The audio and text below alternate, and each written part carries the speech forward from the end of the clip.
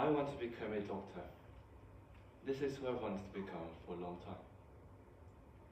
I also want to play baseball, maybe play some pickup games when I'm older. I also want to play the clarinet and play for my orchestra for holidays and festivals. So how can I fit all of these things that I need and want in my life? Well, today I want to tell you 3 miniature steps that will maximize your success, not just in long-term goals, but also in short terms and just in hobbies. Before I start, I want to define the word success. What is success? Apollo 11, humanity's bravest mission to land mankind on the moon. A success. Operation Overlord, America's courageous mission to overthrow the Germans in Normandy and stop World War II. A success. The love line between Charles Boyle and Rosa Diaz in Brooklyn Nine-Nine. Unfortunately, not so much of a success. So, what is success? Well, according to one of the most used dictionaries, Cambridge Dictionary states, the achieving of the results wanted or hoped for. Merriam-Webster states, to attain a desired object or end. And Britannica Dictionary says, the correct or desired result of an attempt.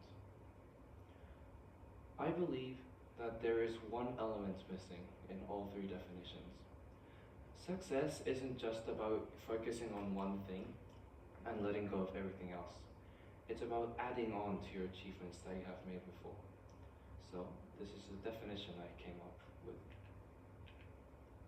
To fulfill the goals and results wanted whilst minimalizing any negative effects on previous successes. Now, coming back, the first step to achieving success is a single change of thought. In the book Atomic Habits by James Clear, one of the most important messages conveyed is if you want to become someone, you have to think like that person and act like that person. Let's apply this philosophy to baseball. I don't expect myself to be Shohei Ohtani, arguably the best baseball player of all time. However, I can still think like him and try to act like him.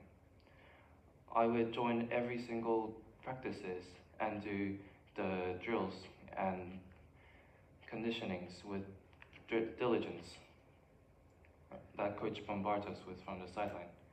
I would take care of myself and my health, not just on the pitch, but also outside. When the thought of, ooh, a McFlurry sounds really, really nice right now, I would think again and think, what would Ohtani do? Would he fall for this temptation, or would he choose an alternative? I'll let you answer that on your own. The most important thing out of all the attributes of the role model that you should imitate are their habits, and this brings me to my second point. Habits are the backbone of everything you do. They're small, repeated actions that result into extraordinary things. As a musician, I've learned the hard way just how important they are. In music, some of you may agree, habits aren't just helpful, they're transformative. They help make lightning-fast passages feel effortless. Something as simple as cleaning your instrument after playing.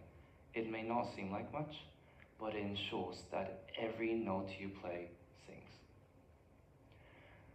The last step to success is prioritization.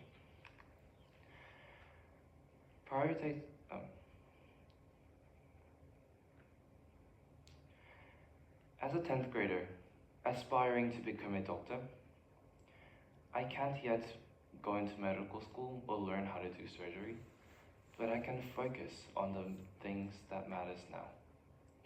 We must always refer back and think to ourselves and ask ourselves, what matters more? Not just in tomorrow, not just in a week, but next year, in 10 years, or even 20. What matters more? For example, at the start of 10th grade, I had to make a choice of either to take an elective of the band class or to take another science class which is required for some medical schools. As in this state of life, universities and future jobs are more important to me than hobbies. So, naturally, I chose to take another science class. However, now you might be thinking, well, you gave up on an achievement that you have made before. Well, I found other ways to continue my passion of clarinet by joining local orchestras and taking weekly lessons. And I agree with you that some choices are much more enticing than others, but we must always step back, evaluate, and ask ourselves, what matters more? I'll be the first to admit, and I have to come clear, I'm not so good with habits or prioritization. I try to make things habits, but every single time, somehow, I always forget.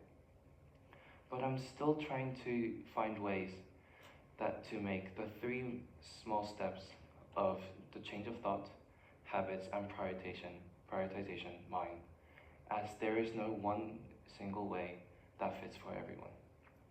And I would love to take every single one of you on this journey with me. Thank you.